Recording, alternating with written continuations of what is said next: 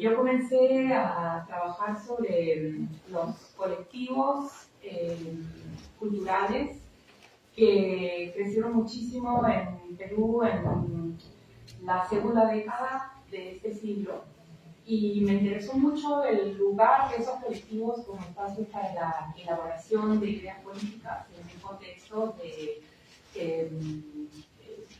digamos, retroceso de la presencia de partidos políticos y organizaciones gremiales, organizaciones barriales como espacios para la formación política de los jóvenes. Entonces, muy en consonancia con lo que estaba pasando en otros lugares del mundo, donde aparecen nuevas formas de agrupación política, lo que Katia Araujo habló un par de días atrás sobre esta politización sin afiliación, que es una característica de la participación de jóvenes, en particular en este siglo. Entonces, yo hice un trabajo bastante extenso con entrevistas, participación en algunas asambleas, en reuniones. Y una cosa que me llamó mucho la atención es que en varios de los casos en los que conversé con estos jóvenes, hombres y mujeres, la presencia y la relación directa con movimientos semejantes en América Latina estaba muy presente. O sea, viajaban, hacían talleres, estuve entrevistando, por ejemplo, a una chica que hace graffiti y estábamos en su cuarto y en toda su pared había unos afiches bien bonitos. Y me dijo que eran de un taller que ella había hecho con los zapatistas, ¿no? en México, en Chiapas, y ella estaba camino a Chile para hacer unos talleres de pintado en telas. Pero ese no fue el único caso. Entrevisté a otra chica que es actriz, ella es de Caraballo. La primera que les menciono es de Barrios Altos, vive en Barrios Altos, la vivía en Barrios Altos. La segunda vive hasta ahora en Caraballo.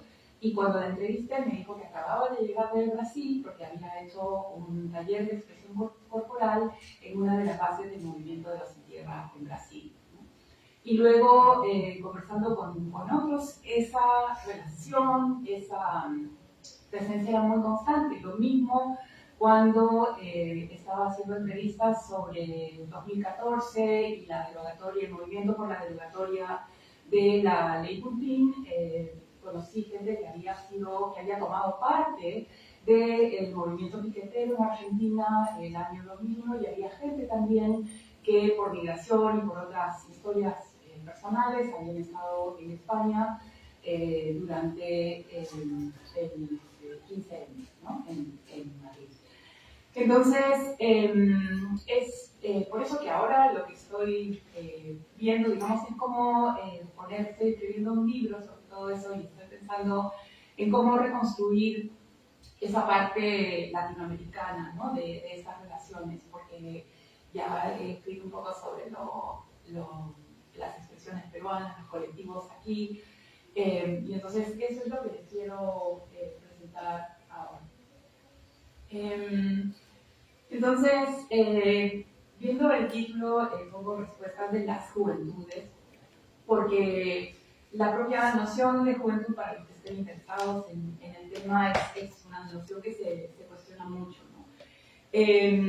Porque digamos que en el mismo momento generacional pueden construirse muchas maneras de vivir esa etapa de la vida que también etariamente es difícil de definir, ¿no?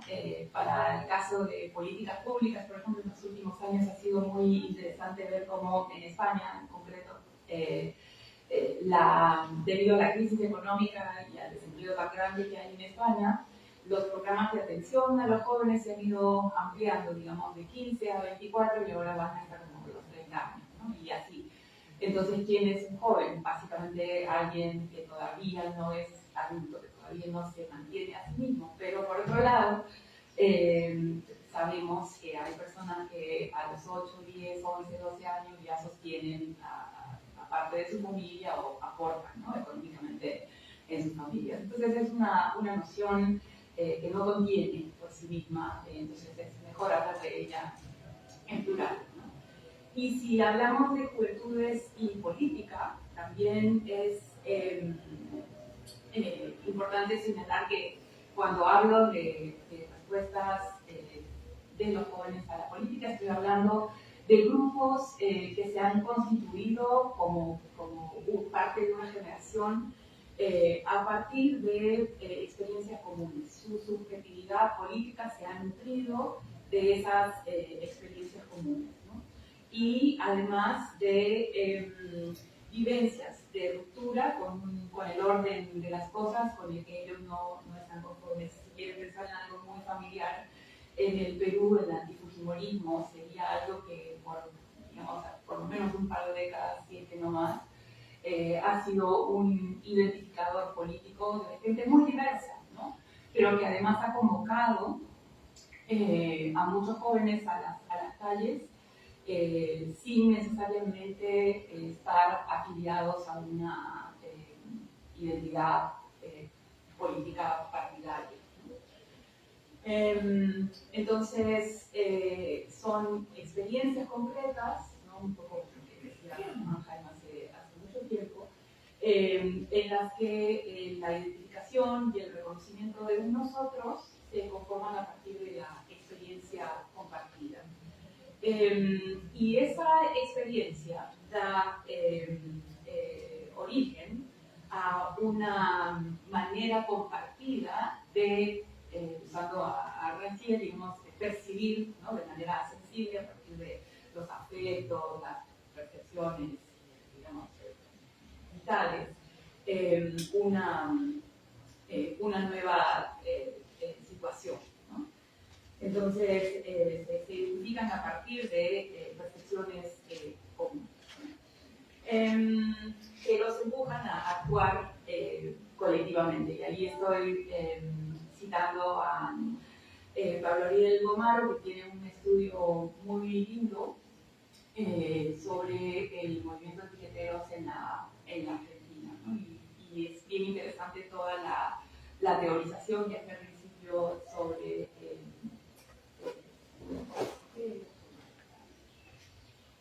entonces, los movimientos del siglo XXI, entonces para explicar un poco el contexto, surgen después de ya un par de buenas décadas de la implementación de las políticas neoliberales, ¿no?, que, de acuerdo a digamos, muchos estudios y comparaciones, afectan de manera muy dura a los jóvenes, sobre todo a los jóvenes de sectores populares. Hay varias cosas que para ellos, digamos, dejan de funcionar. Ya lo vamos a ver más adelante, poco a poco con la agenda que se va desarrollando, pero la caída de la calidad en educación es una de ellas. La pérdida de visión, digamos, de la educación como garantía, de la educación superior como garantía de movilidad social es otro de estos aspectos.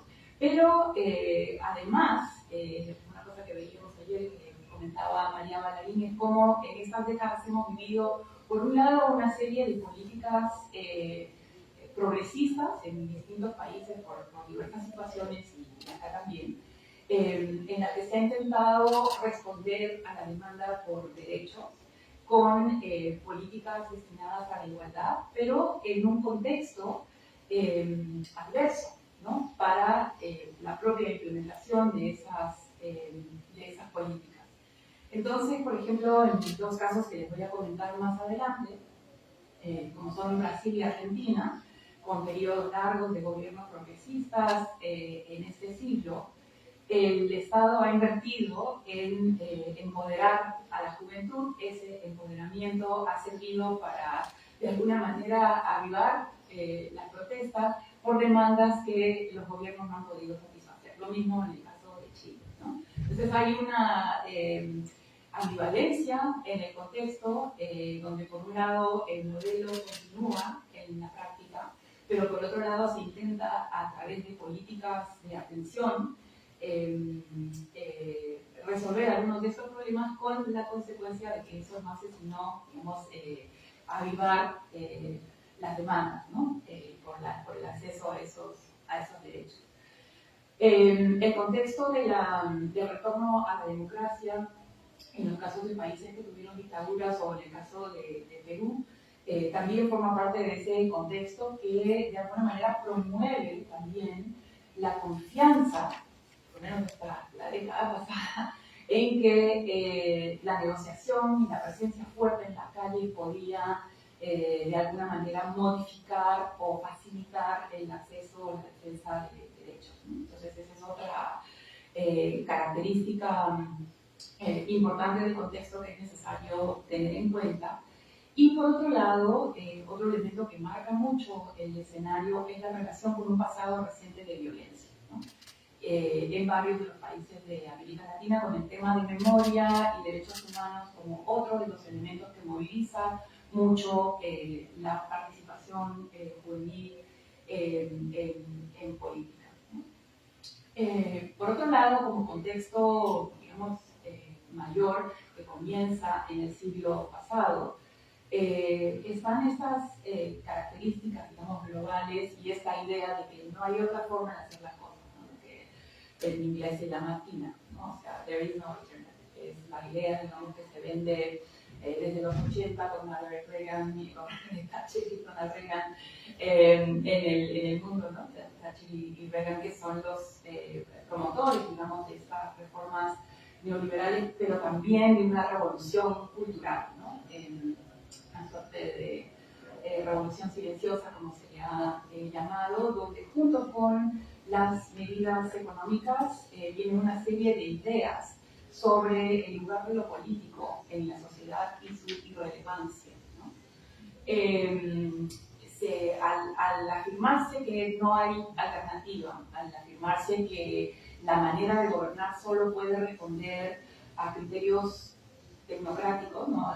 Donde se despolitiza el tipo de medidas que se implementan porque no hay otra salida, se va deteriorando poco a poco la noción de que el espacio de lo político es un espacio en el que se pueden negociar cosas, ¿no? Y eso se convierte en una suerte de sentido común que se refuerza además con el hecho de que muchas veces en procesos electorales, y lo hemos vivido en Perú, en los que la alternativa contra el modelo gana y después termina implementando el modelo, es algo que se repite en muchos sitios, ¿no? Donde la percepción, digamos, de los jóvenes que participan de estos movimientos es el que pierde gana. Entonces, ¿qué sentido tiene participar de la política oficial si el que ha perdido, ¿no? Igualito va a terminar gobernando, ¿no? Entonces, ese es un elemento, digamos, de este contexto que también es importante tener en cuenta porque es complejo y tiene muchos elementos que es importante mirar, ¿no?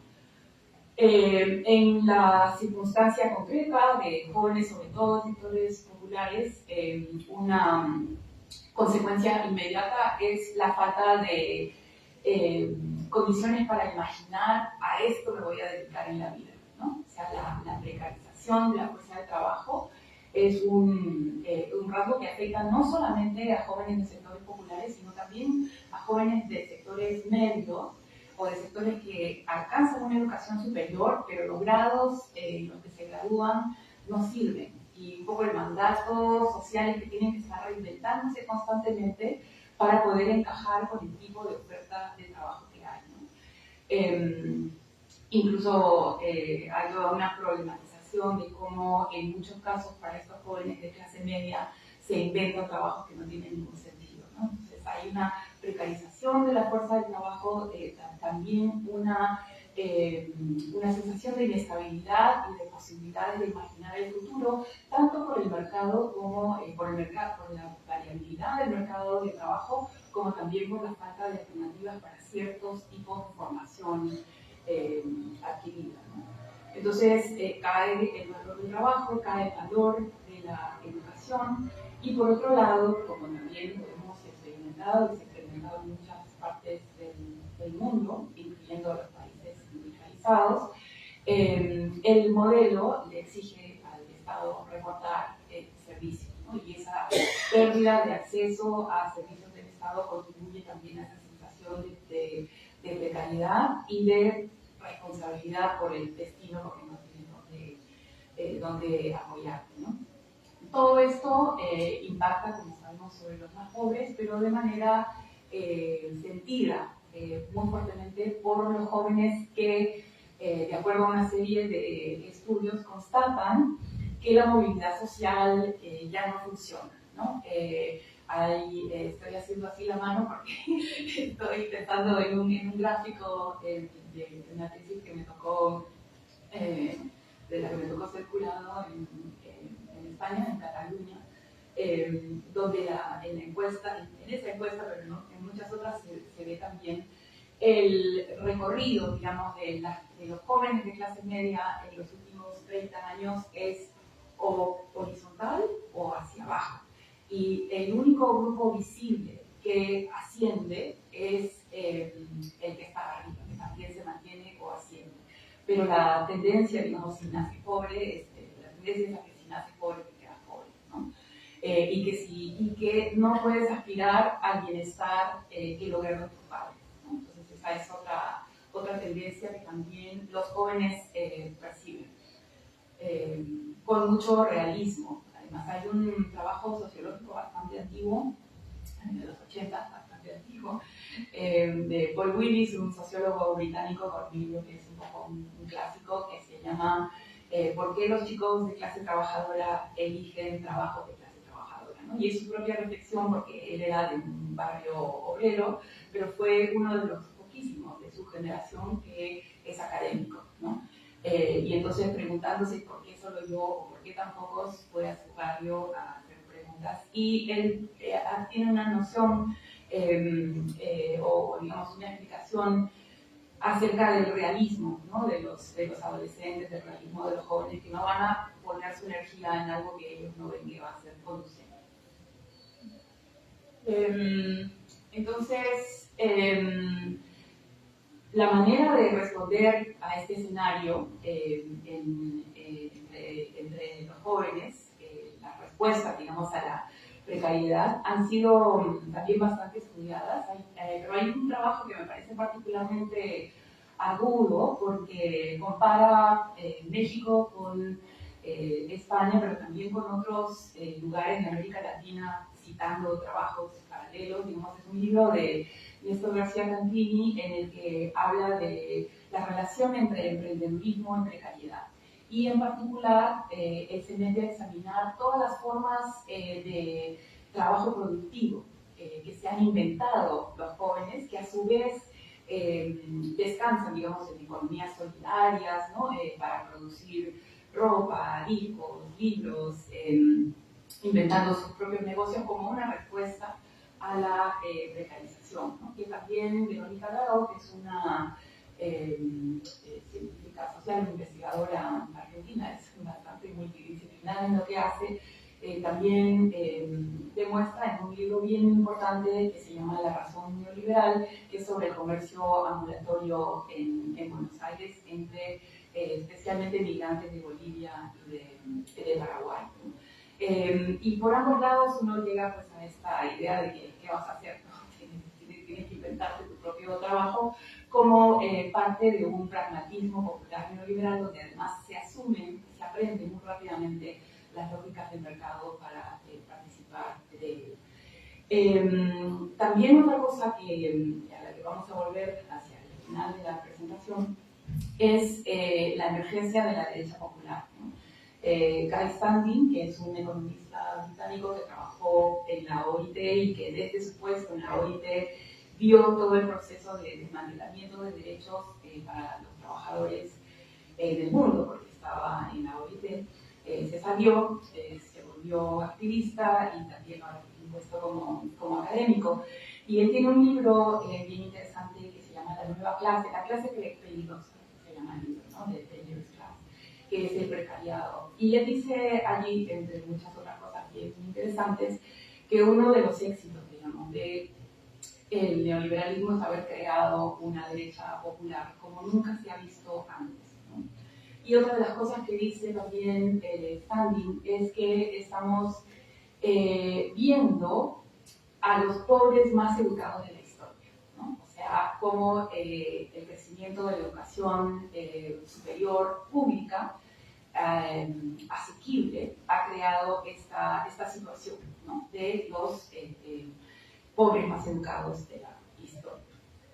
Entonces, otro de los rasgos, digamos, de a qué se dedica la gente en esta economía liberal es la emergencia de las economías ilegales y su enorme capacidad de reclutar jóvenes que al no ver perspectivas piensan en el aquí y el ahora para el acceso a dinero, ¿no?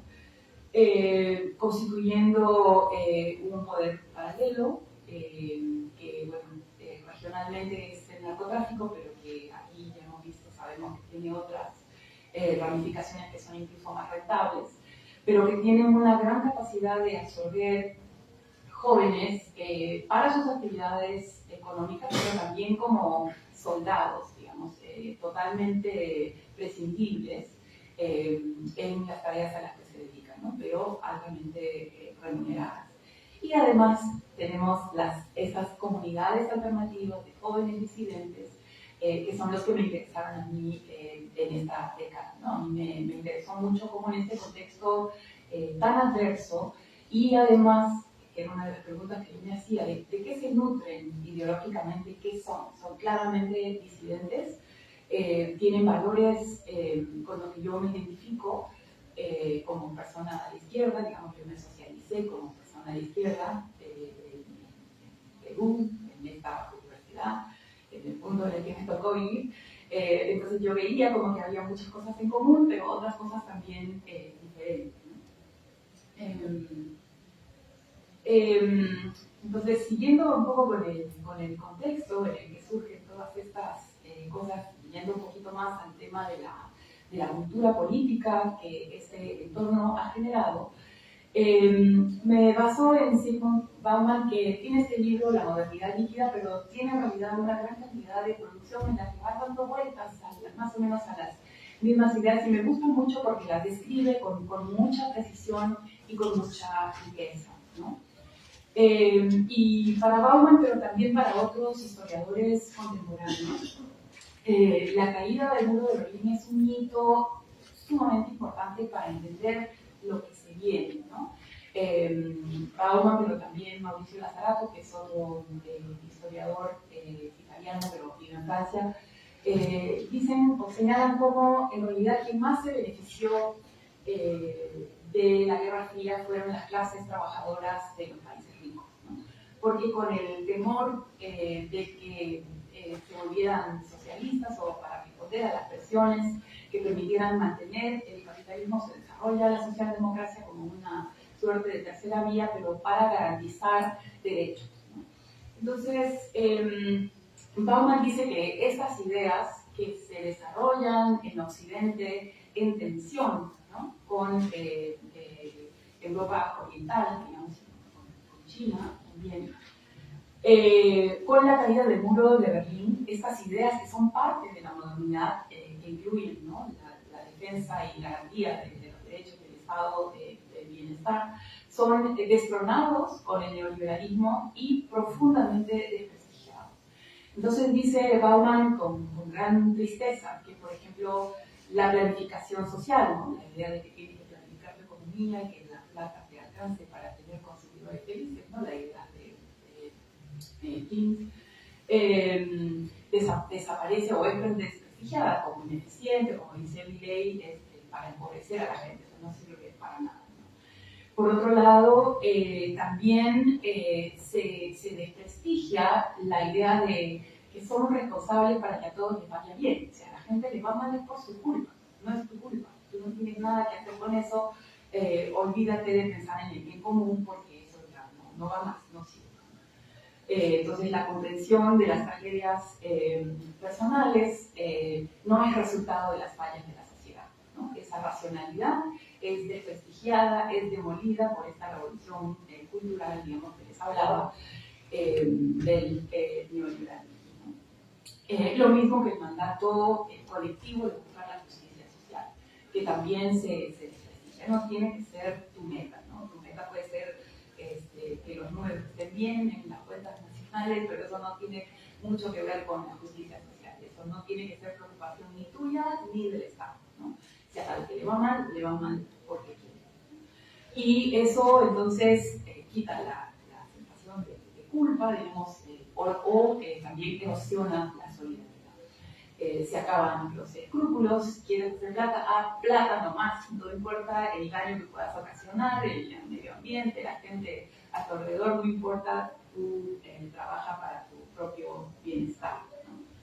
Se acaban los compromisos supraindividuales, entonces, que lo único que hacen es contaminar el disfrute de la vida. Entonces,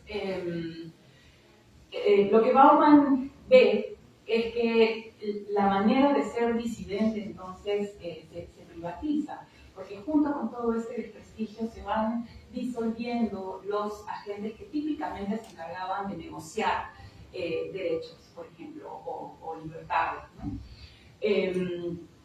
Y la otra cosa que dice es que junto con todas estas ideas, el Estado se desentiende, lo que veíamos ayer, para los que estuvieron con los comentarios de César Guadalupe y Santiago Cueto respecto a cómo el Estado ahora prescinde totalmente de información que le permita justificar políticas. Las toman porque sí o porque benefician, el cálculo es cómo benefician a intereses privados, no si ese gasto o ese tipo de medida está sustentada en investigación. Entonces dice Bauman, las universidades van a perder totalmente relevancia para el poder. Y entonces él dice, esto es un arma de doble filo, el pensamiento crítico se libera, pero por otro lado pierde control para poder influir en políticas públicas, por ejemplo, ¿no? Entonces desaparece la demanda desde el poder por el conocimiento que pueda influir en políticas públicas, o sea, las ciencias sociales, o el pensamiento crítico, las humanidades, ¿no? Dejan de tener interés. Y por otro lado se disuelven también, o Bauman pronostica, digamos, una tendencia a que desaparezcan instancias de formación política que hagan que la gente lea teorías, que se piense en teoría social, en cómo intervenir en la sociedad, etc., ¿no?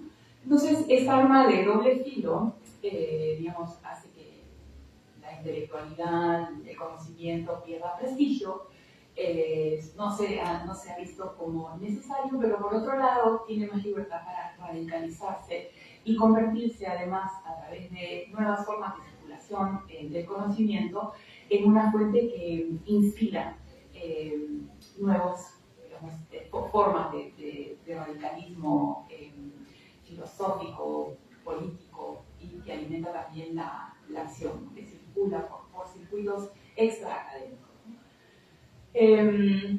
Entonces, este desarrollo, y esto ya es lo que yo he visto, ya no es Bauman, este desarrollo de formas alternativas para la educación política genera subjetividades comprometidas, pero con el propio proceso personal, no necesariamente con una meta colectiva. Y esto es interesante, pero al mismo tiempo también es problemático y ha sido estudiado por Bruno Wigel, que es un brasilero, pero también por Jeffrey Players, que es un politólogo belga que ha seguido muy de cerca los movimientos de este siglo, ¿no? Entonces, tenemos actores nuevos que ya no se vienen de los 80, con esa caída del muro de Berlín, pero también con la emergencia de actores políticos nuevos. Laclau y Mouffe celebran, ¿no? Dicen que estamos en un momento de lo más emocionante en el que las nuevas generaciones, sin los prejuicios del pasado, sin teorías que se presentan como verdades absolutas de la historia, están construyendo nuevos discursos emancipadores, más humanos, diversificados y democráticos.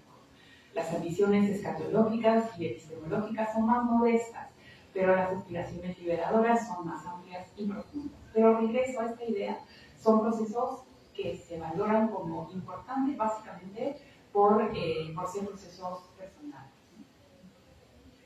Entonces se generan estas subjetividades disidentes, que son las que he visto, digamos, esto que está aquí es resumen, digamos, de lo que he encontrado, ¿no? Se generan entonces una narración discursiva de saberes y prácticas que buscan un ordenamiento alternativo al percibido y experimentado, para generar nuevas sensibilidades y percepciones sobre el entorno cuestionado. Esa sería, digamos, la definición de quiénes son disidentes o cómo los entiendo como disidentes, ¿no? Usan formas asociativas en torno a afinidades no necesariamente políticas, sino territoriales, étnicas, de estilos de vida o posturas alternativas al orden existente. Por ejemplo, el feminismo, el ambientalismo, el antirracismo, el antiautoritarismo. Tienen una preferencia por las formas de acción política prefigurativas, es decir, que modelan en el presente prácticas del mundo en el que les gustaría vivir. En vez de hacer la revolución, la idea es vivir aquí y ahora como yo quiero ser y juntarme con los que yo me quiero juntar y desde aquí empujar si es que son necesarios cambios para poder vivir de esa manera, ¿no? Entonces, en esas políticas prefigurativas, por ejemplo, está el veganismo, las prácticas feministas en relación con el cuerpo, en relación con otras personas, la insistencia, digamos, en la horizontalidad y la deliberación, en toma de decisiones. Nadie puede decidir por mí, no creo en delegar mi opinión a nadie, ¿no? Si voy a participar de algo, yo tengo que haber sido parte de ese proceso de deliberación, deliberar para actuar, ¿no? Y entonces, por esta preferencia por las políticas prefigurativas, lo performativo se vuelve muy importante, ¿no? En la apariencia física, en cómo vivo en el día a día, en cómo salgo a la calle para manifestar, ¿no?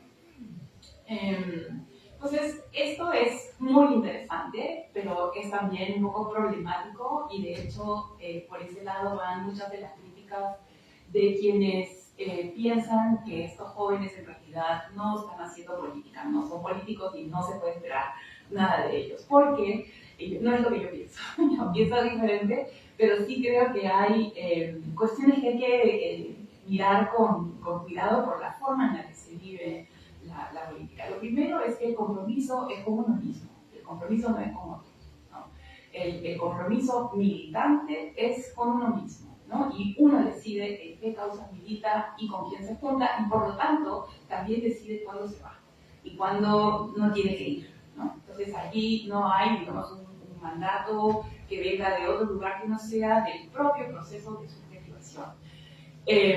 No es general, sobre todo en los casos de los que estos jóvenes vienen de otras tradiciones, ¿no? Yo he visto, por ejemplo, conversaciones súper interesantes con feministas, entre feministas peruanas, sobre el asunto de cancelar hombres violentos, por ejemplo, ¿no?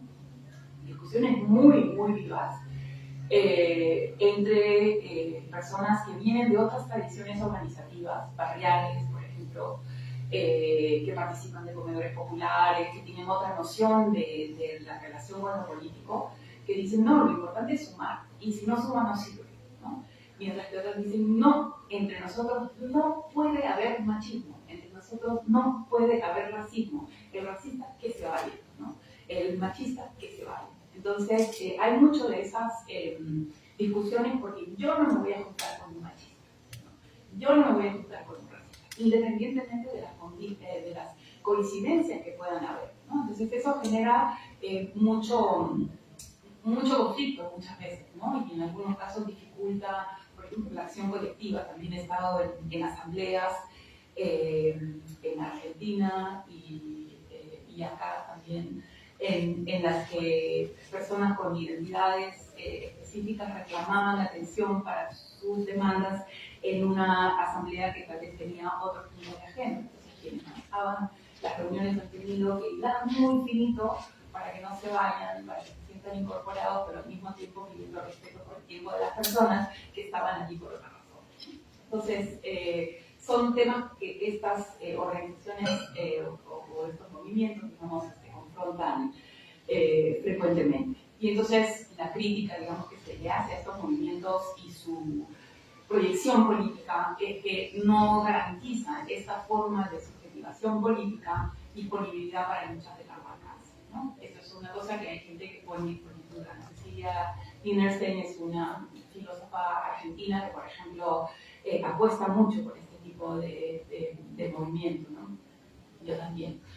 Y creo que hay que trabajar estas cosas, son desafíos, digamos, que tienen estos jóvenes, pero desafíos también que tenemos las personas a las que nos interesa la transformación social y que no queremos descartar, digamos, toda esa vitalidad y acción política, ¿no?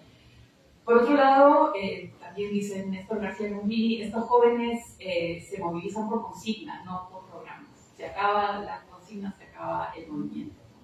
Entonces, lo que le hace falta, dicen algunos, es la construcción de una utopía que oriente la acción política, ¿no? Porque la utopía ya no es fundamental para la acción política, para el activismo, para la militancia.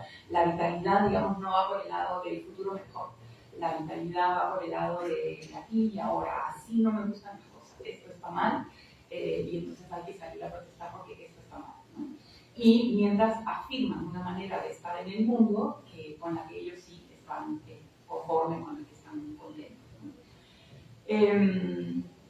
Entonces, las fuerzas políticas que reconozcan y acojan a estas personas que tienen allí, tenemos un desafío. O los que vengamos de, digamos,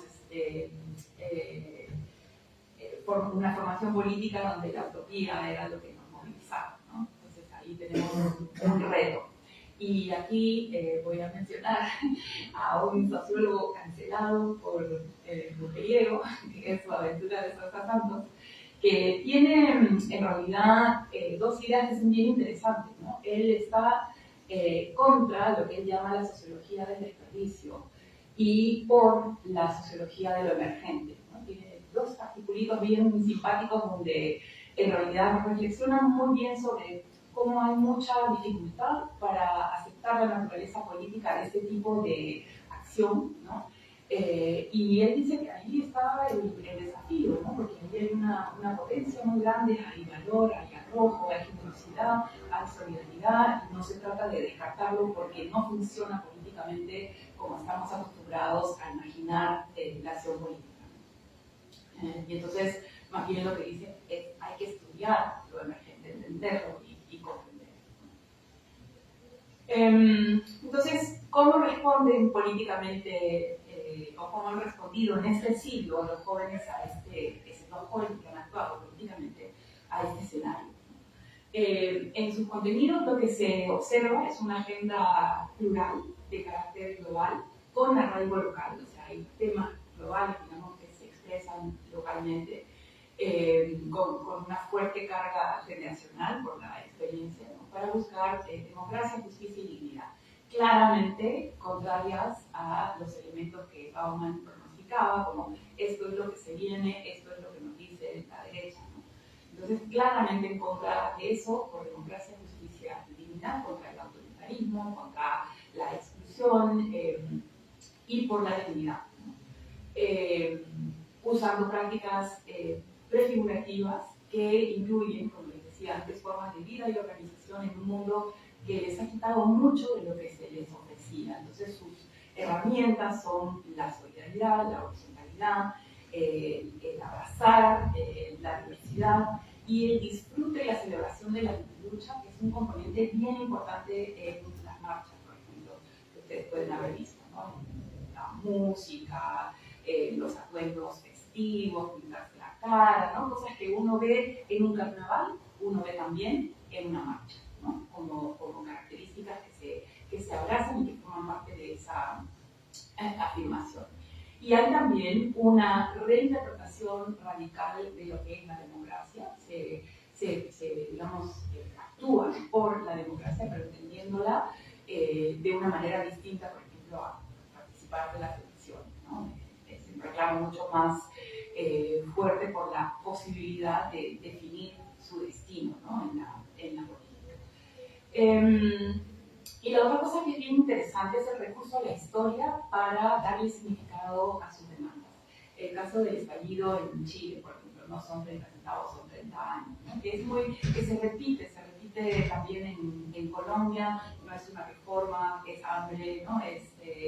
O en el caso del movimiento Libertad Vasca en Portugal, ellos hablan de sí mismos como la nueva revolución de los claveles, ¿no? Entonces, hay un recurso a la historia para ver de dónde se agarran, digamos, qué cosas quieren recuperar de su pasado, y eso también es bien interesante porque no es predecible.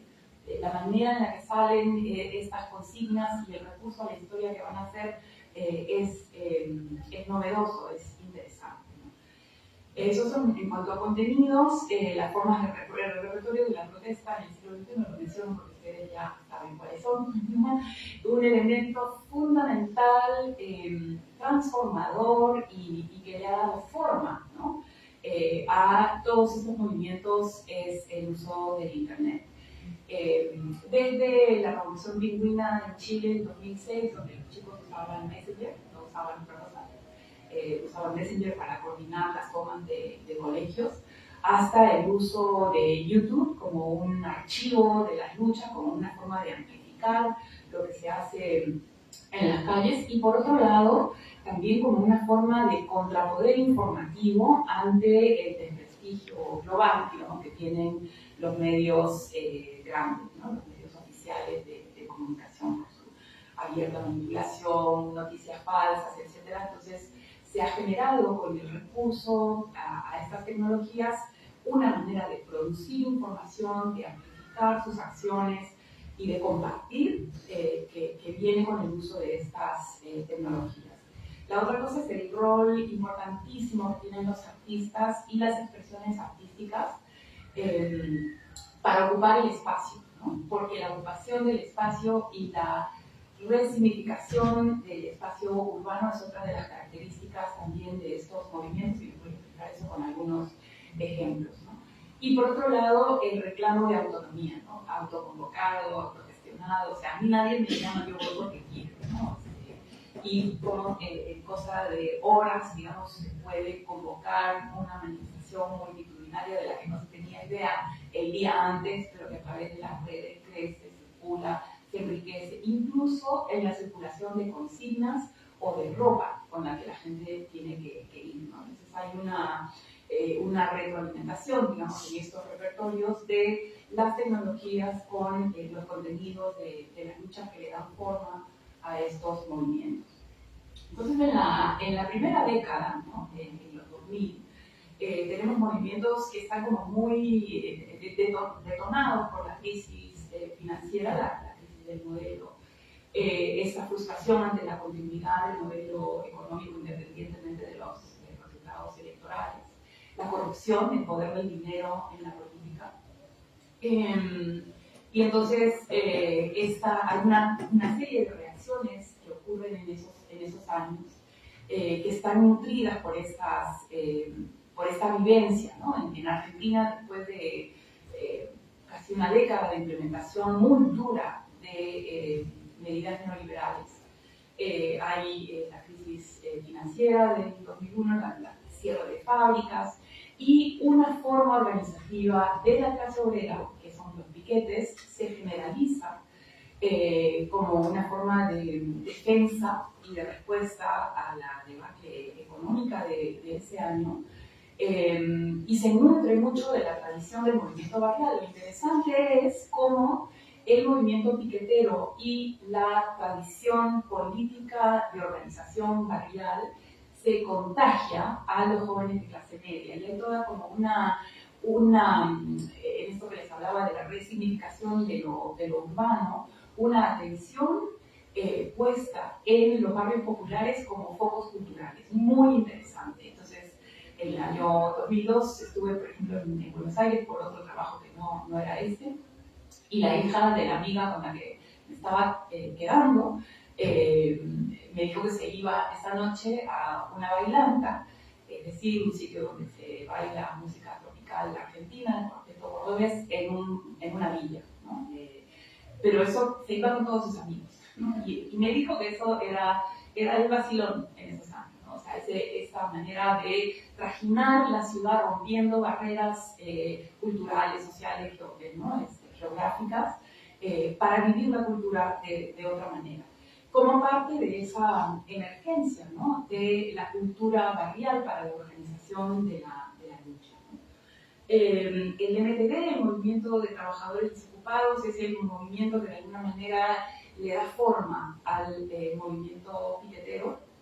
Es un activismo sobre todo juvenil, pero barrial, ¿no?, que busca mejorar la vida barrial con huertos, bibliotecas, ganadería, ¿no?, trabajo productivo, talleres, que también fue parte bien importante de los movimientos de ocupaciones de fábricas. Yo estuve el año 2016, por ejemplo, en una fábrica, dos fábricas que habían sido ocupadas. Esto fue el 2001, 2002, pero al 2016 las fábricas ocupadas seguían funcionando como espacios alternativos. Una de las fábricas a la que fui era un estudio de artistas pitucos, vamos a decir, de clase media, media alta, que estaban trabajando con el sindicato que había ocupado esta fábrica y tenían allí un estudio de arte.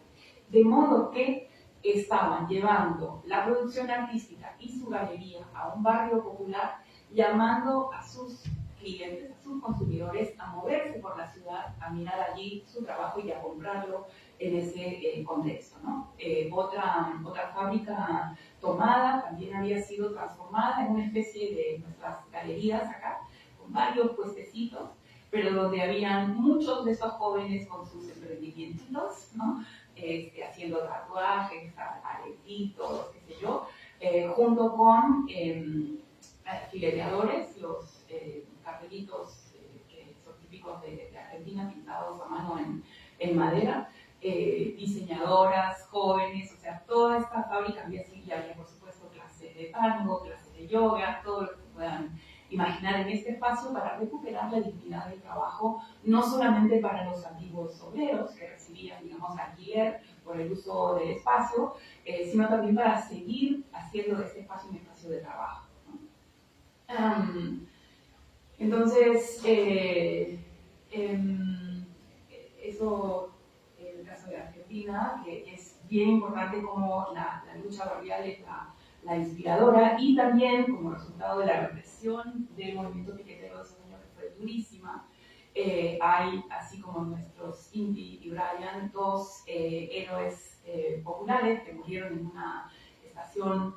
Uno de ellos murió protegiendo al otro de disparo, pero el otro también había muerto, que son Darío Santillán y Maxi Costelli. La gente habla de Darío y Maxi como referentes para movimientos de estudiantes secundarios, para promociones de colegio, es decir, han quedado, digamos, en la memoria como estos defensores de la dignidad popular de esos años, ¿no? Como parte de estos movimientos de la primera década. Otro movimiento en Argentina es un movimiento contra la violencia policial, que también tiene su paralelo en Colombia, contra una ley que se llama la ley del gatillo fácil. Ya no sé cuánto tiempo estoy hablando. Tienes 10 minutos para estar en la hora que pongamos. Ya. Entonces, como empezamos tarde, Sí. sigo poquito. Porque estoy contando ya. Lo que pasa es que son ejemplos muy, muy ricos, y que si ustedes han seguido, digamos, lo que ha pasado en Perú en los últimos años, ven cómo estos movimientos conversan o no con los nuestros, ¿no? Entonces, lo de Argentina es muy parecido a lo que pasa en Inglaterra y lo que pasa en Estados Unidos, que son estos asedios de la policía a jóvenes que están donde no se supone que deben estar, ¿no? En Argentina se llama la ley del gatillo fácil. Dice que un policía le puede disparar a cualquier persona si él se siente amenazado, ¿no? O que puede detener a cualquier merodeador, es decir, un joven que se ve como de sectores populares, pero que no está donde se supone que debería estar. Y con esta ley del gatillo fácil ha muerto mucha gente. Y desde noviembre del 2007 hasta ahora, todos los años, en noviembre se hace una marcha masiva. Ustedes pueden buscar marcha de la gorra, los videos son impresionantes. Y la gorra es una suerte de metonimia ambivalente de la gorra, no es capucha, es como una gorra de béisbol que usan los jóvenes de barrios. O sea, gorrita con una capucha. Si un policía ve una gorra, puede sentir que tiene derecho a disparar, ¿no? Pero es también la gorra del policía, ¿no? O sea, son estas dos gorras que están en diálogo en los afiches y las banderolas de esas marchas, que son muy potentes. Al principio era solamente en Córdoba, porque fue en Córdoba donde fueron, digamos, los primeros muertos de esta ley, pero la cosa se ha extendido y entonces la marcha es nacional, ¿no? Y es, en el fondo, un movimiento antirracista, ¿no? Es un movimiento contra esta identificación, ¿no? Racializada de lo que podría ser un delincuente. Y es mayoritariamente afecta a hombres jóvenes de sectores populares, muchas veces hijos de migrantes peruanos, bolivianos, paraguayos o del norte de la Argentina. La Revolución Pingüina del año 2006 es otro ejemplo bien interesante de una lucha contra las consecuencias de la ley de educación de la dictadura. No sé si saben, pero Pinochet privatizó prácticamente la educación pública y la municipalizó. Entonces el Estado dejó de hacerse cargo de las escuelas dependían de las municipalidades, municipio rico, escuela rica, municipio pobre, escuela pobre, y aportaciones de los padres. Además, cambió el currículum y había en los estudiantes secundarios un rechazo muy grande a esta situación.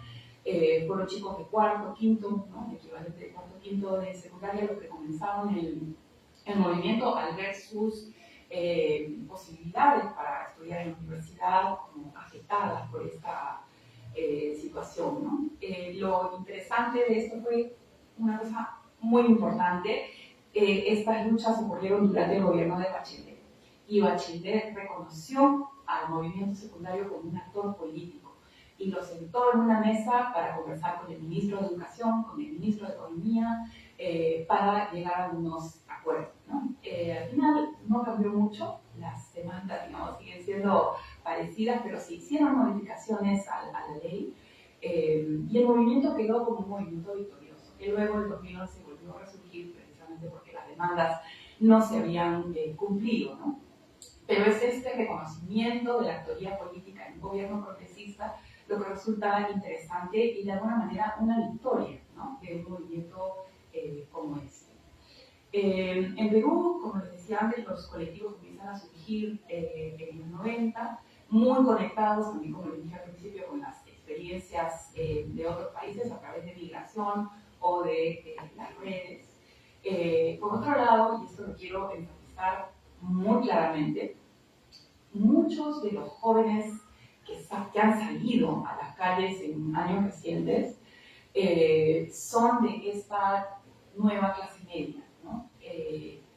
Educados, de toda la gente con la que yo conversé, salvo chicos del grupo hip hop, que deliberadamente no son universitarios, sino que quieren ser trabajadores, todos los demás tenían educación superior, o técnica o universitaria, ¿no? Y todos, la gran mayoría de mis 60 entrevistados, creo que han sido 48, son de El Agustino, Comas, Villa El Salvador, Villa María del Triunfo, San Juan de Lurigancho, y son todos activistas culturales, ¿no? Con una apropiación muy fuerte de su identidad migrante y periférica.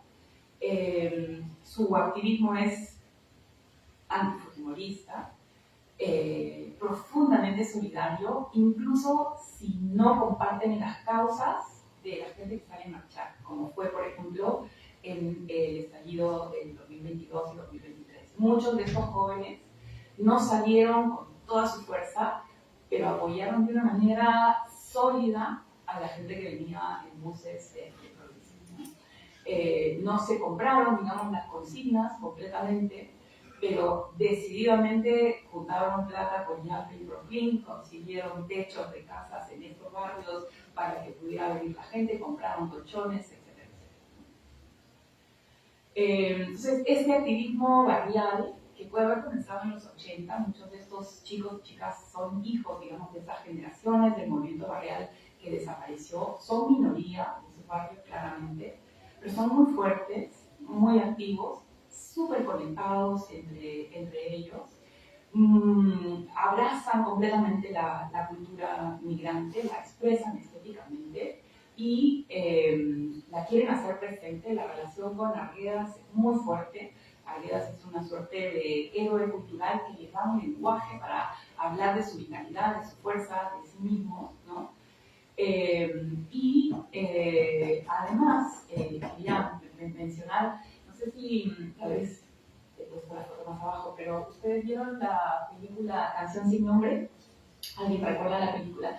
La protagonista, Pamela Mendoza, cuando recibió el premio en Berlín por la película y como actriz, dijo: soy una mujer del Arenal, ¿no? Se presentó a sí misma muy fuertemente con esta identidad de manera muy política, muy clara y muy sólida, ¿no?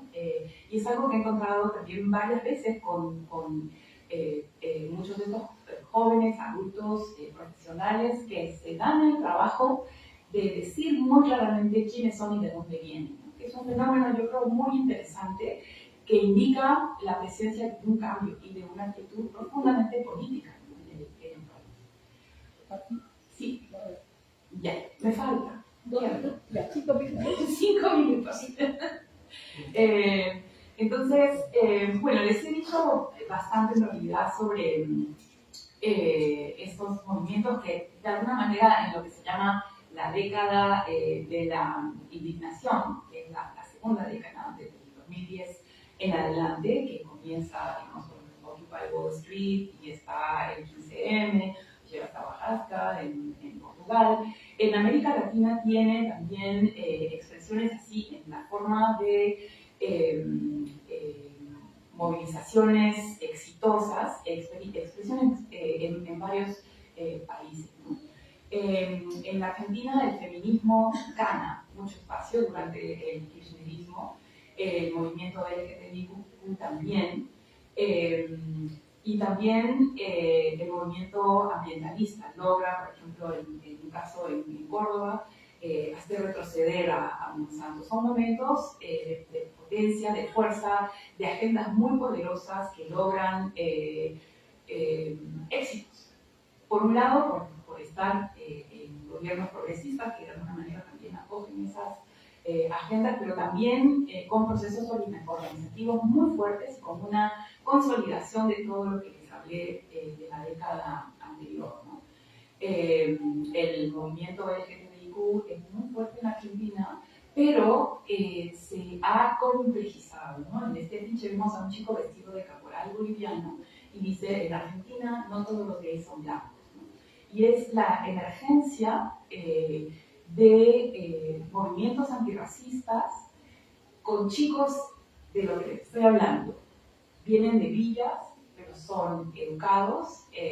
Alejandro Mamani es abogado, Flora Nómada es artista plástica. Flora ha logrado espacios de exhibición en galería, es una muy buena artista, pero toda la obra suya es autorreferencial, lo que les decía al principio, ¿no? Es sobre su cuerpo de chola, gorda, la afirmación de su deseo, de su sexualidad, cosas muy potentes porque son aspectos típicamente negados en el discurso cultural formal de nuestras sociedades, ¿no? Entonces ella lo hace chillante, lo hace evidente.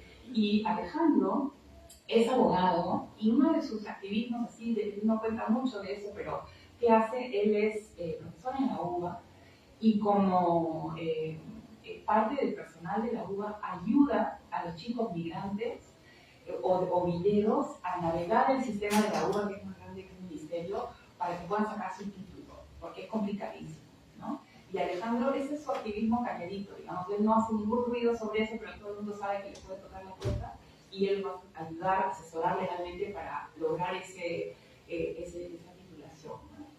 En el caso de Perú, tengo un artículo sobre la solidaridad como forma de acción política durante el gobierno de Humala, y sobre todo los movimientos en estos años, la solidaridad con Conga y otros conflictos medioambientales, la derogatoria de la ley Pipín, que fue muy interesante políticamente, porque fue un movimiento en el que los jóvenes, los colectivos tomaron el liderazgo de todo lo que estaba pasando conversando y lo hicieron atacando el problema por varios frentes. Había un grupito metido en el Congreso para garantizar que se derogara el decreto, buscando congresista por congresista cómo voltear la correlación.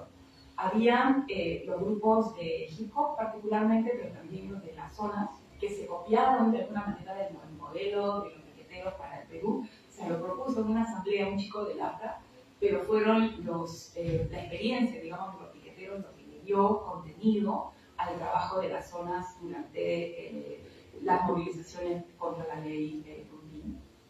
Se articularon, o sea, educación en las calles y redes sociales, articulación con organizaciones laborales, a la par que una manera súper novedosa de ejecutar las marchas, que para la gente de la CGTP eran absolutamente caóticas, pero que conversando con los jóvenes que participaron de este proceso tenían una lógica clarísima. Hay en una entrevista que hice una chica, me dijo, ¿sabes qué? Nos fuimos a San Isidro para que la gente sintiera en sus casas el gas lacrimógeno. Queríamos que sintieran nuestra lucha, ¿no? Entonces, una forma de ocupar la ciudad, además, concentrándose no en el centro, sino concentrándose en barrios y desde ahí definiendo para dónde seguir, ¿no? De modo que la ciudad experimentó una movilización constante de gente saltando, cantando y gritando por todo Lima. Entonces dio la impresión de ser un movimiento enorme, era básicamente un movimiento muy vital y novedoso, ¿no? Esta es una foto en los micros de los chicos explicando por qué la lucha, explicando el neoliberalismo, hablando del fujimorismo, o sea, hicieron chambaza educativa en estos años, aprovecharon el contexto de lucha para multiplicarla.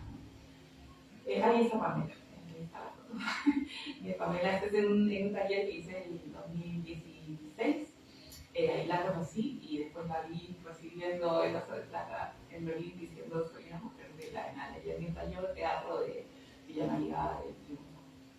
En el año 2013, en Brasil, comienza el bolsonarismo.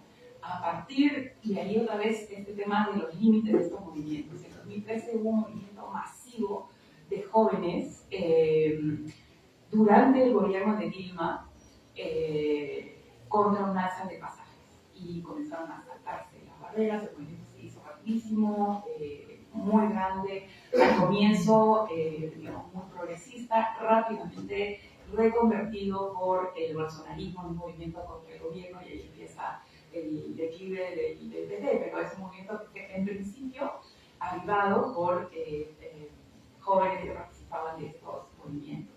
Y allí surge una agencia de noticias que es parte de este contrapoder informativo que se llama Ninja Media, que eran en principio productores de conciertos de rock, y que durante este movimiento deciden que se dan cuenta de que toda la información de la represión policial venía de la policía. Entonces ellos deciden representar de otra manera a los manifestantes, recogiendo registros de los jóvenes que participaban de las marchas. Entonces eran los manifestantes retratando a la policía y no al revés, ¿no? Y establecen una agencia noticiosa, rápidamente se hacen clientes de las agencias internacionales y en esos años tuvieron mucha... su trabajo fue muy potente. Yo visité una de sus casas en São Paulo, pasé todo el día en la casa de Vivian Inter. Y en la tercera década lo que vemos son estos estallidos, de los que podemos hablar después. En Colombia fue una cosa impresionante. Lo que quiero remarcar de estos estallidos son los préstamos y la manera en la que circulan repertorios de protesta, pero también recursos de la protesta, como la primera línea, como la división de tareas, como las brigadas de salud, etc. Y el ataque a la policía, que también es algo que se aprende, que en el caso de Perú, bueno, son fotos de Colombia, donde el movimiento duró muchísimo tiempo, luego de varios gobiernos de derecha contra las muertes, los falsos positivos, políticas económicas, ¿no?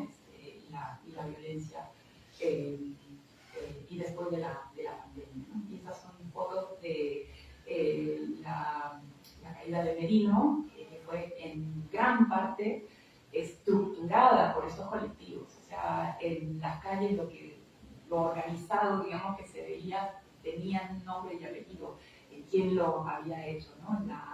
La circulación de mensajes entre ya no solamente esos colectivos, sino otras comunidades, ¿no? Los K-popers, los otakus, también skaters, también participaron de esas marchas. Fueron enormes, con una participación muy articulada, muy consciente en las consignas y en el tipo de acciones y tareas que cada uno sentía que tenía, ¿no? Lo que no ocurre en 2022, toda esa fuerza articuladora, capacidad organizativa, generación de recursos, etcétera, no se siente, ¿no? El 2022 son otros los actores, pero como les dije, la solidaridad estuvo allí. Y en ese contexto, les recuerdo lo que dijo Kai Standing respecto al mejor logro del neoliberalismo, que es haber creado poderes de derecha, ¿no? Leo una cita de Agustín Laje, ¿lo han visto? Ha venido a Perú. Y, bueno, este señor dice, ¿no? La rebeldía se volvió de derecha y no podía ser de otra manera, ¿no?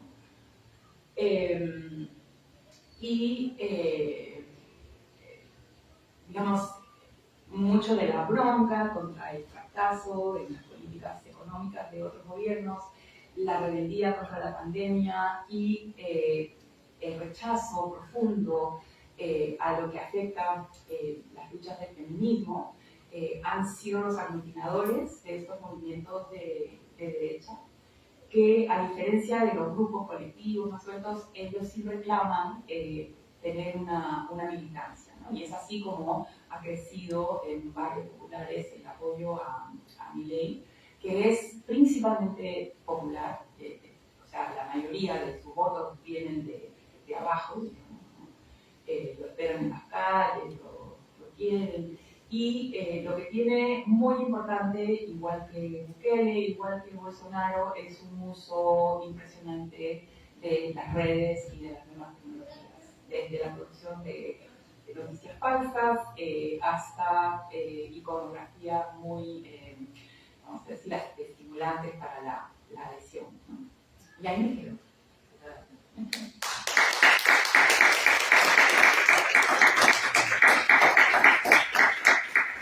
Bueno, no tenemos tanto tiempo, pero creo que la conferencia muy estimulante de Patricia, podríamos dar 2 preguntas porque ya tenemos que entrar en media hora a la otra mesa. Sí, pero creo que sí necesitaríamos un espacio, pero podemos tener, imagino, los hoteles, pero ¿qué les parece? Unas 2 preguntas, sí. Bueno, gracias, Patricia, por... Un ratito, te van a pasar el... Bueno, pero... Sí, ya, dale, porque Sí. si no... bueno, yo te doy las gracias por la presentación porque me pareció bien interesante. Yo estoy trabajando para mi tesis de doctorado justamente en movimientos juvenil LGTBI en Perú, en la coyuntura en que aparece como si no te metes. Porque el ataque fue brutal, ¿no? Fue una homosexualización en el currículum, hay no gay, ¿no? O sea, fue una cosa así directa. Entonces, desde mi investigación a mí me asaltan 2 preguntas. Me atrevo a hacerte, ¿no?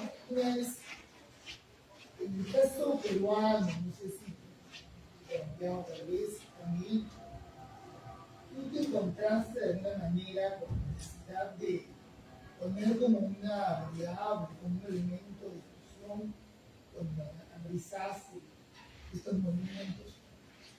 La herencia colonial, esta idea de que trae todo el tema del racismo, todo el tema de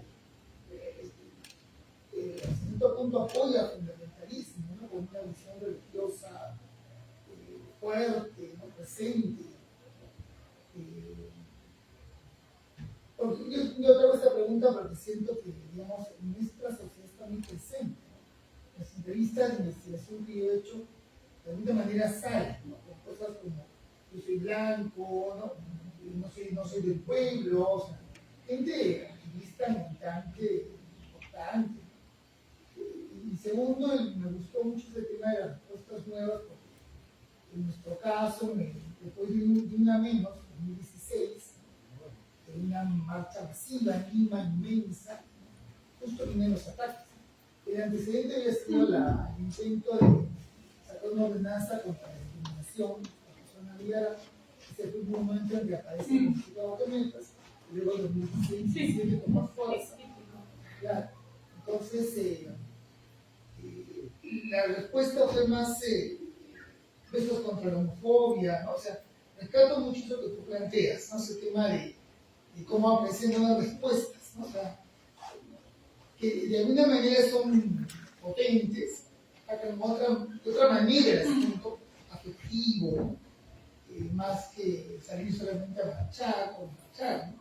La marcha de los niños se convierte en un festival, en la onda de lo que tú decías, y en 2018 su lema es una educación con enfoque de género. El 17, cuando era todo el movimiento, era con guardado te metas. Era conocido no te metas, pero no te metas. Y el movimiento que lucha más es Madres en Acción, que surge de una alianza de feministas, movimiento LGTB, ¿no? Entonces, bien interesante, ¿no? Porque yo siento como que sí he tenido respuestas, pero incluso la marcha se ha convertido cada vez en un evento más grande y masivo. Pero eso, ¿no? Como se está presente de alguna manera, que se ha encontrado. Eso que ser muy peruano, ese tema de herencia. Otra pregunta, por favor. Queremos que sean concretos, porque ya.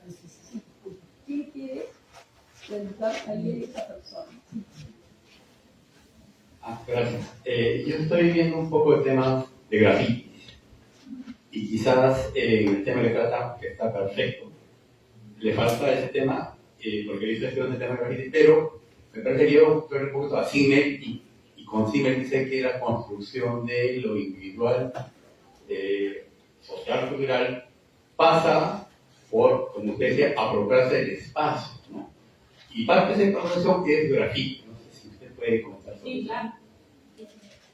Bueno, yo me peleo mucho con la gente que habla de la herencia colonial, porque creo que en el siglo XIX se reinventa el racismo y el conservadurismo peruano de otra manera. Eso no es culpa de la colonia. Obviamente hay un sustrato allí que permite lo que pasa en el siglo XIX, principios del siglo XX, pero hay una reinvención, digamos, de la visión de las razas.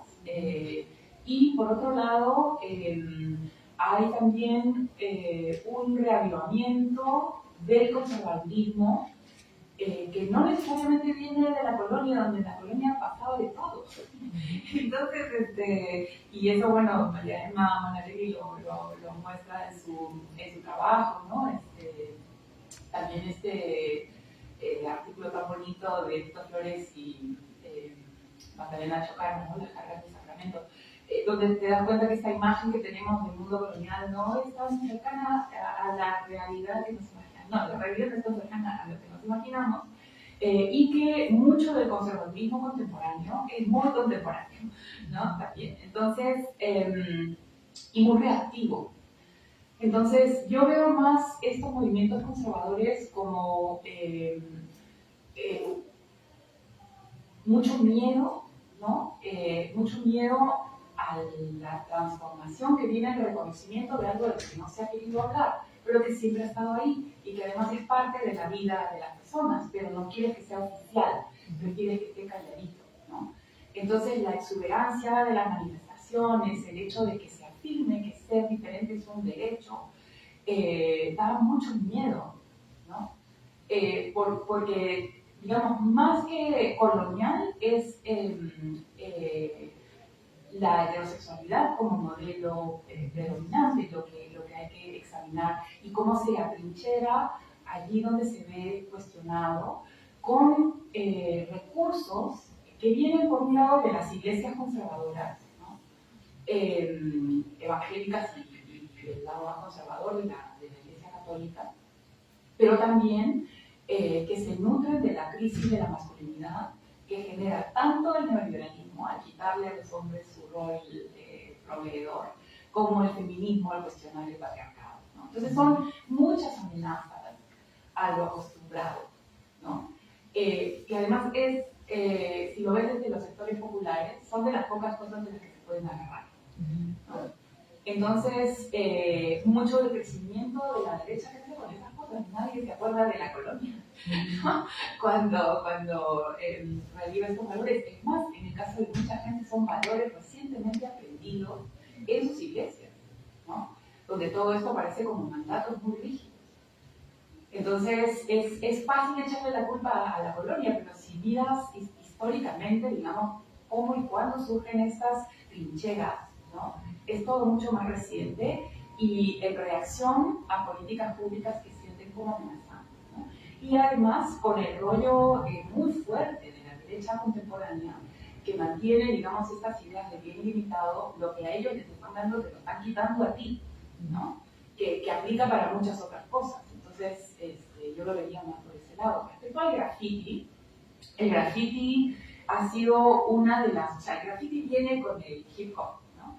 Es parte de este complejo, digamos, que une baile, poesía, ocupación de las calles, y que ha sido bastante estudiado. O sea, hay varios libros sobre graffiti y democracia, graffiti jóvenes, y una de las cuestiones, bueno, hay un libro que publiqué con varios capítulos editados, Alba Littin es una colega, que tiene un capítulo muy bonito sobre el graffiti en Colombia como una forma de intelectualidad plástica. Y ella estudia, digamos, justo en la línea de lo que yo les decía, de cómo estos espacios de producción cultural se convierten en espacios de elaboración política. Ella estudia un memorial que se llama El Puente del Grafitero, un chico que murió asesinado por la policía, como una especie de lienzo en el que los grafiteros que allí le rinden homenaje a este chico caído expresan su visión de la violencia en Colombia, ¿no? En Brasil, en Argentina, en Chile, ya desde tiempo antes, digamos, el graffiti es una forma de expresión política muy potente que además expresa toda esa elaboración política a través del uso muy diverso también de imágenes. Y bueno, como te digo, hay varios libros sobre el asunto. Y alguien que está estudiando graffiti en Lima es una chica que se llama Sandra Morrison, que ha hecho un estudio sobre la relación entre grafiteros chilenos y neoliberalismo en Santiago. También hizo otro trabajo en Sao Paulo, estudiando la ocupación del espacio de las clases medias por grafiteros de otros barrios, digamos, en Sao Paulo, y ahora está escribiendo sobre Lima. Bueno, muchas gracias.